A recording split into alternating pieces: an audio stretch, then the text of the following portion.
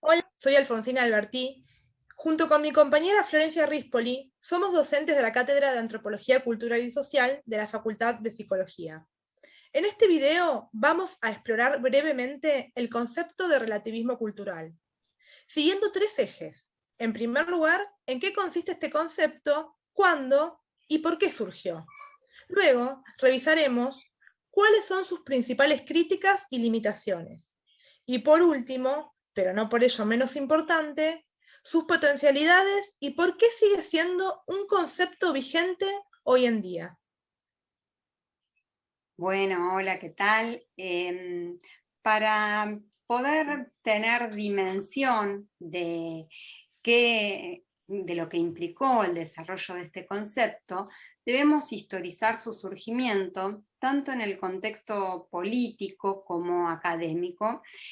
Durante el siglo XX, el encuentro con la alteridad entre Occidente y los pueblos no europeos en el marco de la expansión colonial de Europa sobre otros pueblos y su estudio en profundidad, según el enfoque concreto que se desarrolló desde la etnografía, también con el afianzamiento del trabajo de campo y la comprensión de que los juicios de valor están basados en la experiencia y la experiencia es interpretada por cada individuo en base a su propia endoculturación, te llevó a relativizar la idea de otredad cultural distante, o sea, de la noción de la explicación de la variabilidad cultural por la diferencia, por la falta o la distancia de atributos respecto de un modelo. Y se empieza a privilegiar la explicación de la variabilidad de culturas en relación a la idea de equivalencia cultural, distanciándose así de modo crítico de las explicaciones evolucionistas y etnocéntricas. Entonces, desde este punto de vista, ya no hay culturas superiores ni inferiores.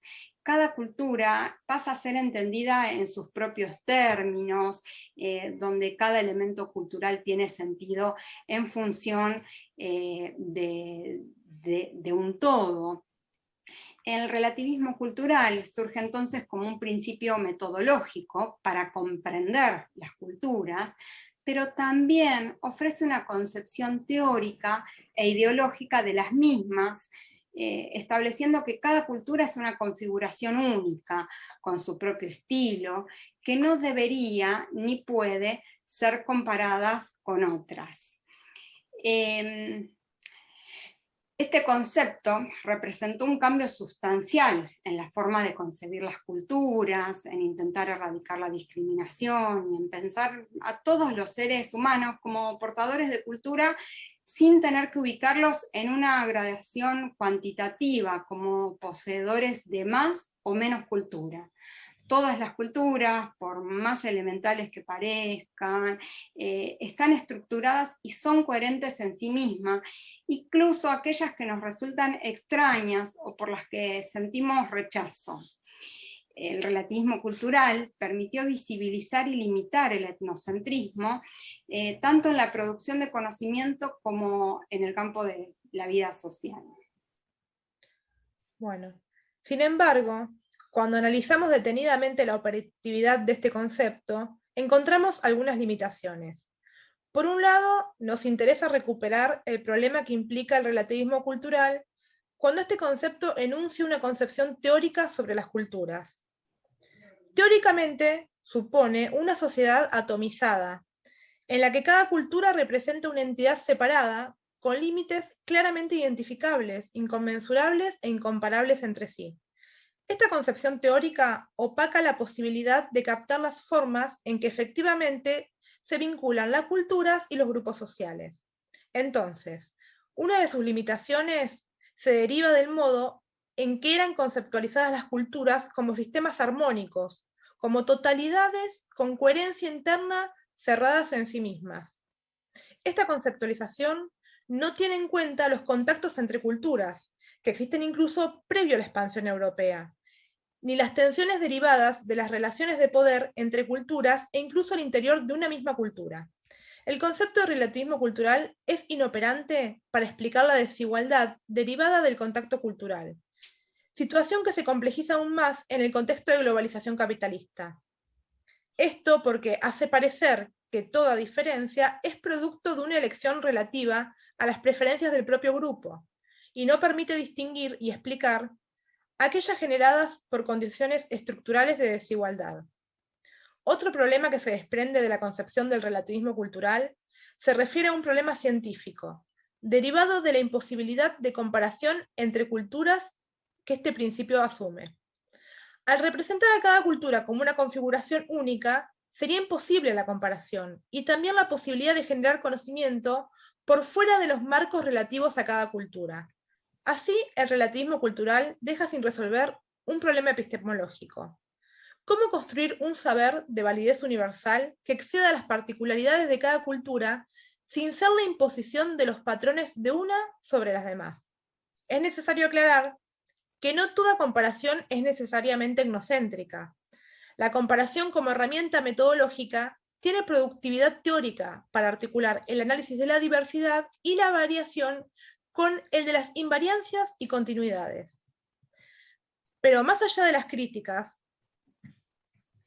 y las limitaciones que le estuvimos marcando al relativismo cultural, nos preguntamos por qué sigue vigente y resulta importante recuperar este concepto. Como dijimos, teóricamente ofreció una vía de superación del etnocentrismo, y especialmente queremos rescatar una potencialidad en su uso profesional en el contexto contemporáneo. Este concepto mantiene su vigencia si consideramos su aspecto metodológico, el primero que tuvo. O sea, al momento de encuentro con una cultura o representantes de culturas diferentes a la de pertenencia, cuando reconocemos la alteridad, tener presente el relativismo cultural en nuestra caja de herramientas profesional nos permite suspender, dejar de lado nuestros propios valores culturales para poder comprender los de las otras culturas. Esto significa analizar las culturas sin preconceptos, descentrarse de las propias concepciones culturales, rescatando la idea de la relatividad de las respuestas culturales. Esto es válido para el trabajo antropológico, pero también para todo y toda cientista social o personal de atención de salud, que en su campo profesional puede encontrarse con la otredad, con la alteridad, reconociendo marcos culturales diferentes a los nuestros. De este modo, si bien es inevitable cargar con nuestros valores culturales a la hora de generar conocimiento, no podemos anularnos, despojarnos totalmente de ellos, sí podemos ser conscientes de esos valores que se derivan de nuestros preceptos culturales y hacerlos explícitos. Con ello estamos ejerciendo una vigilancia epistemológica, o sea que estamos cuidando la forma en que producimos el conocimiento. Es por ello que el relativismo cultural no se limita a una cuestión ética o moral de respetar a las culturas diferentes. El relativismo cultural es una herramienta metodológica válida a la hora de generar conocimientos de las diversas culturas. Nos permite generar conocimiento controlando nuestras proyecciones etnocéntricas, desnaturalizando aquellos valores que se desprenden de nuestro marco cultural. Bueno, para cerrar, recordamos que este corto video estuvimos trabajando sobre el relativismo cultural, un concepto central del pensamiento antropológico. Hicimos un breve recorrido por sus aportes, sus limitaciones, para finalmente revalorizar su potencialidad en el plano metodológico. Bueno, muchísimas gracias.